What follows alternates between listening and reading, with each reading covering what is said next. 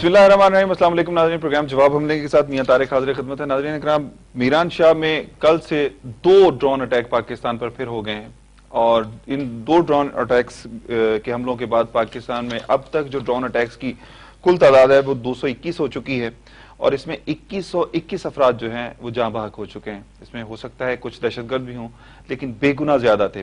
दूसरी तरफ यह है कि अमेरिका के ऐवानों में इस वक्त पाकिस्तान के सूबा बलूचिस्तान के हवाले से बाज़ गश्तें गर्दिश कर रही हैं, जिसमें अमेरिका पाकिस्तान के सूबा बलूचिस्तान को शोरश ज़दा इलाका करार दे रहा है। अमेरिकी कांग्रेस की जिस कमेटी में ये सारे डिस्कस हुआ है उसमें पाकिस्तानी ह्यूमन राइट्स के हवाले से पाकिस्तानी एक्टिविस्ट भी मौजूद थे।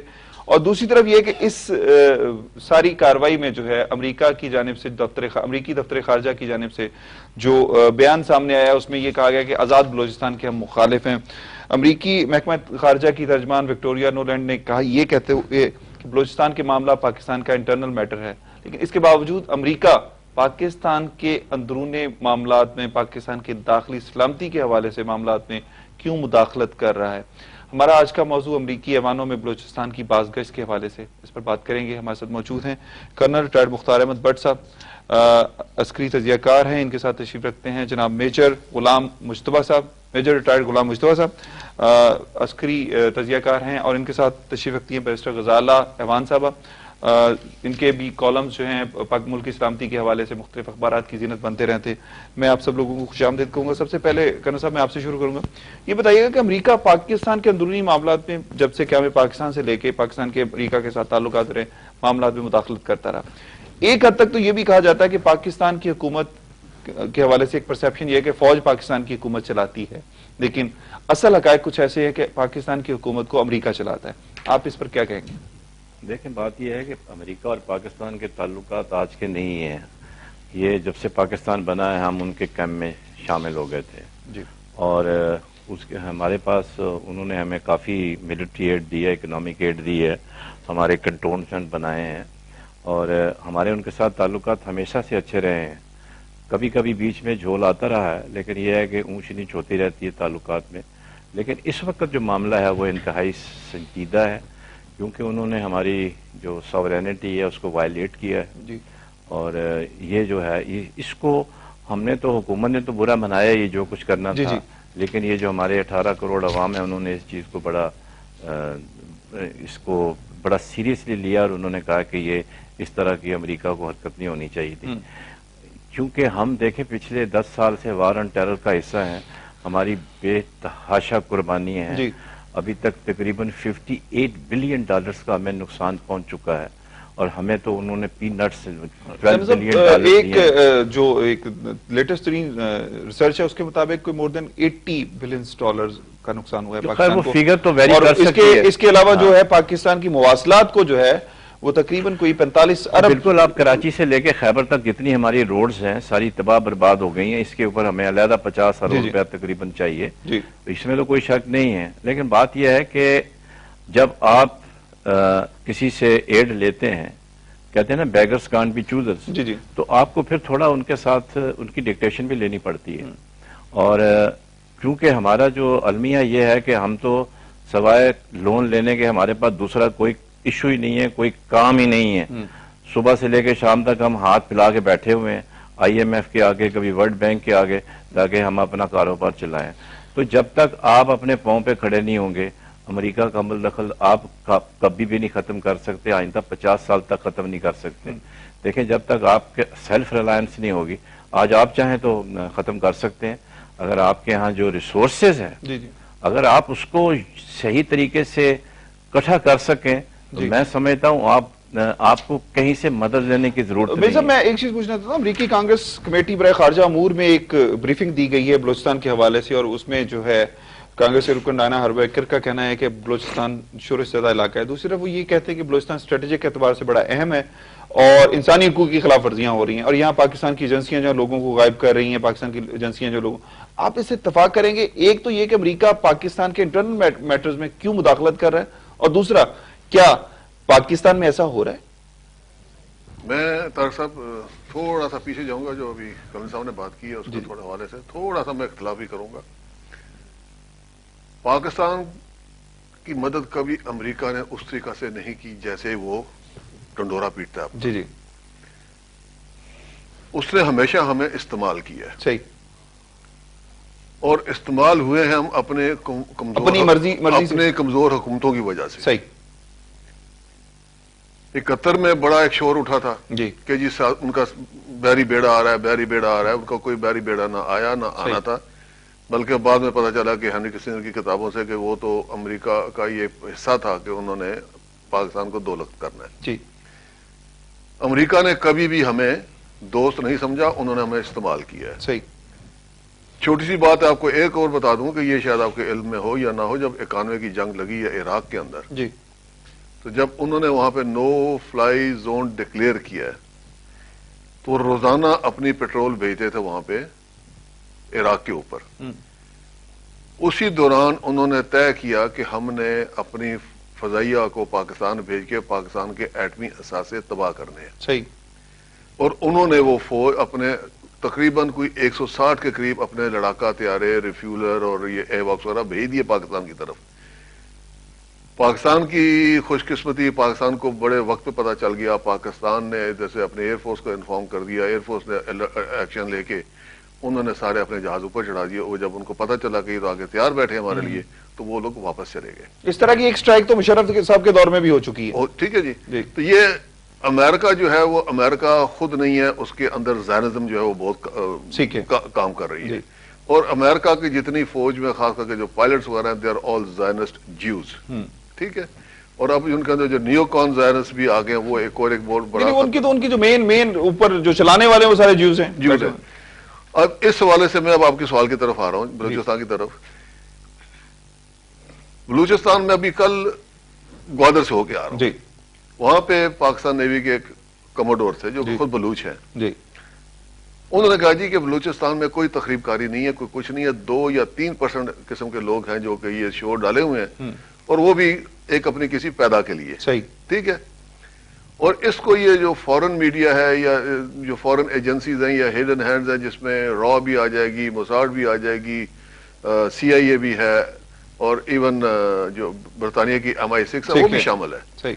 یہ سب اس کو پلے اپ کر رہے ہیں. یہ بیسکلی چاہ رہے ہیں کیونکہ Pakistan is the only atomic country in the Muslim world. ٹھیک. یہ پاکستان کو کاؤ ڈاؤن کرنا چاہ رہے ہیں. کسی طریقے سے پاکستان ان سے اس معاملے پہ کاؤ ڈاؤن نہیں ہو رہا. صحیح.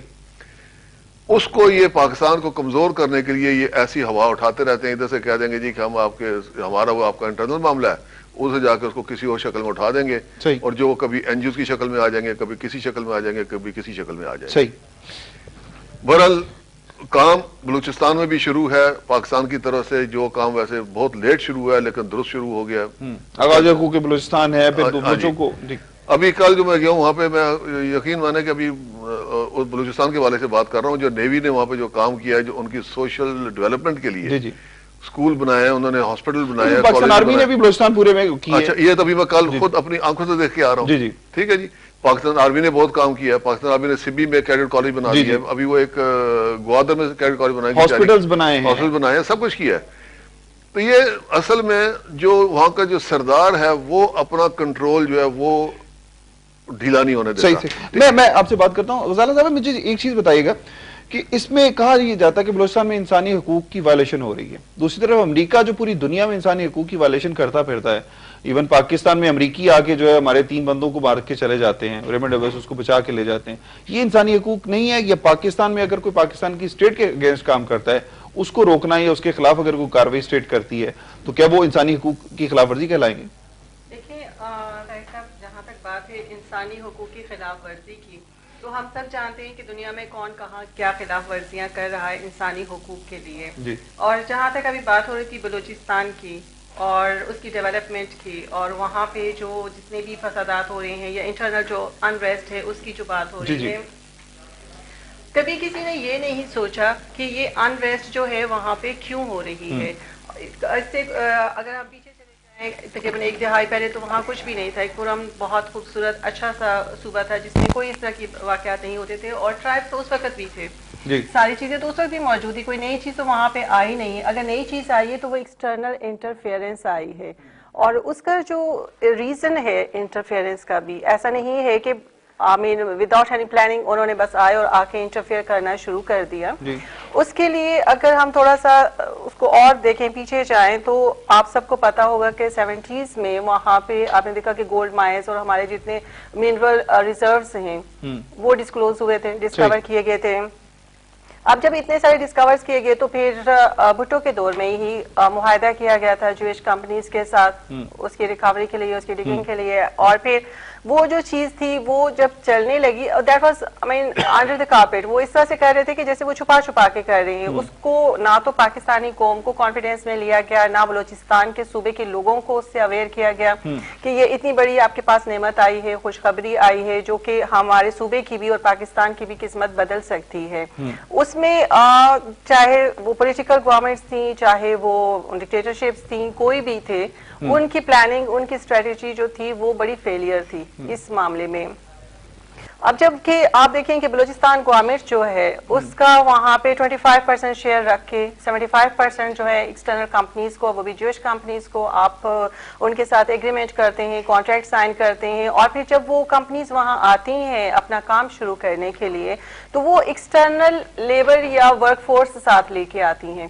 تو جب لوکل لوگوں نے یہ دیکھا کہ جی باہر سے لوگ آ رہے ہیں, وہ یہاں کے جتنی بھی معدنیات ہیں, چیزیں ہیں, گولڈ ہے, وہ لے کے جا رہے ہیں, جبکہ ہمیں پتہ بھی نہیں, اور اگر پتہ بھی ہے تو ہمیں اس میں پارٹیسپیٹ نہیں کرنے دیا جا رہا, ہمیں وہاں ورک نہیں کرنے دیا جا رہا, انمپلائمنٹ بہت زیادہ بڑھتی چلی گئی. تو انہوں نے اس پہ پروٹیسٹ کرنا شروع کیا. اور آپ کو پتا ہے کہ چاغی کا وہ جو ایریا جہاں یہ ڈسکور ہوا ہے وہاں ایک طرف ایران ہے, ایک طرف افغانستان ہے, ایک طرف پاکستان کا جو انڈیا کا بھی انفلوئنس وہاں پہ ہے. تو وہ کارنر بڑا سینسٹیو سا کارنر ہے کہ جس میں چاروں طرف سے بڑی ایزیلی انٹرفیئرنس کی جا سکتی ہے موجودہ دور میں. تو اس حساب سے جب وہ انٹرفیئرنس انسانی حقوق کی خلاف ورزیاں ہو رہی ہیں, میں جی وہیں پہ آ رہی ہوں بتانے کے لیے آپ کو کہ انسانی حقوق کی خلاف ورزیاں کس طرح سے ہو رہی ہیں. آپ دیکھیں کہ جب جو لوکل لوگ ہیں, مقامی لوگ ہیں, صدیوں سے وہاں رہ رہے ہیں, وہ زمین ان کی ہے, وہ صوبہ ان کا ہے, جب آپ انہی کو بالکل اندھیرے میں رکھتے ہیں, آپ ان کو بتاتے نہیں ہیں, پھر اس کے بعد ان کو وہاں پہ روزگار نہیں دیتے ہیں, تو جب آپ روزگار بھی ان کو نہیں دیتے ہیں, وہاں پہ آپ ان کو ان کی ترقیاتی کام جو ہیں ان میں بھی رکاوٹ بنتے ہیں, ایون یہ کہ لیبر فورس بھی آپ باہر سے لے کے آتے ہیں, تو یہ تو کھلی وائلیشن ہے اس بات کی, چاہے اس میں 100% ایکسٹرنل جو میٹرز ہیں ان کی ذمہ داری ہو یا چاہے ہمارے انٹرنلز ہو. تو انٹرنلز تو ہیں انوالو, ہم یہ تو نہیں کہہ سکتے کہ اس میں انوالو نہیں ہے. ٹھیک ہے, میں کرن صاحب ایک چیز پوچھنا چاہتا ہوں.